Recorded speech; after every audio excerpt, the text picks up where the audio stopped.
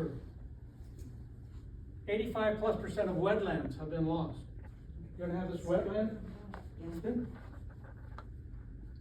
The most productive lands in the world, except for mangroves. 1/3 of the topsoil has been degraded. 83% of freshwater species have been in decline.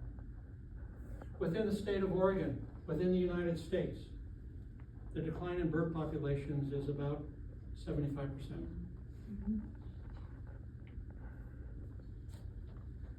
Hand. So, this comes from research published in 2021, the conclusions of the researchers. We have typically passed the point where the benefits from further change from nature towards human modified uses exceed the cost to society. We've gone past that point. The benefits no longer exceed the cost. That puts the onus, that should put the onus on the Department of Forestry. It should put the onus on the timber industry. It should put the onus on any industry, whether it's developers out of Newport or whatever. You've got to prove that the benefits exceed the cost, because our default assumption is this is the reverse. That's the world we live in. And then I talked to you about the risks here. These are the risks that climate change puts to you, to your family, to your home, to your community, to your kids. Less water, hotter water. I think you all know about the research that shows that. Clear cuts, you have less water in the streams in the summer, and that water is just an awful lot hotter. Too hot for salmon. The water's polluted. This stuff.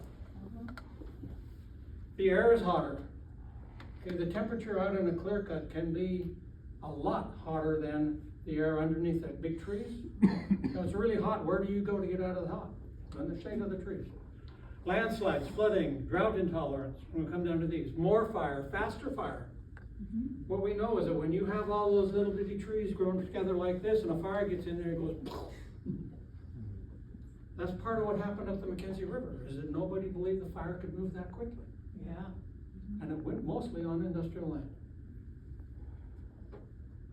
Hotter soils, polluted air, unproductive soils, lower property values.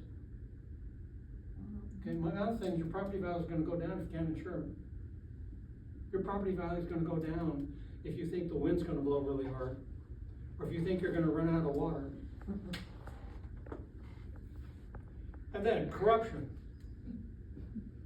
And when you have these stresses, that is always an ideal time for those with power to take advantage of the stress. Tax avoidance. Oh, yeah. Help me, I'll pay it for you. Yeah, help me. You'll make me so I don't have to pay. Because, by the way, I didn't cause it. Exxon didn't cause it. You caused the problem, right? I didn't cause it by logging all of this. You caused it by buying timber. You're the one who caused it.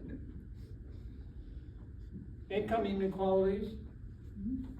And then this one, corporate colonization. That's something that comes out of the third world, but it really is.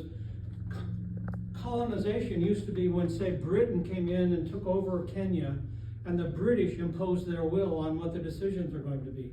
Well, we now have corporations doing that. Yeah. For example, we have corporations testifying to the Board of Forestry saying, do not adopt the Habitat Conservation Plan. Well, they got punched in the nose by a majority of one, members of the board. But they are there telling state government what to do, telling communities what to do.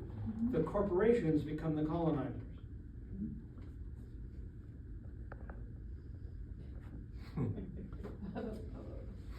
Jobs, incomes, community well-being, wildfire. We gotta have wood products. So I wanna just touch on these very quickly, because this is the argument that comes back.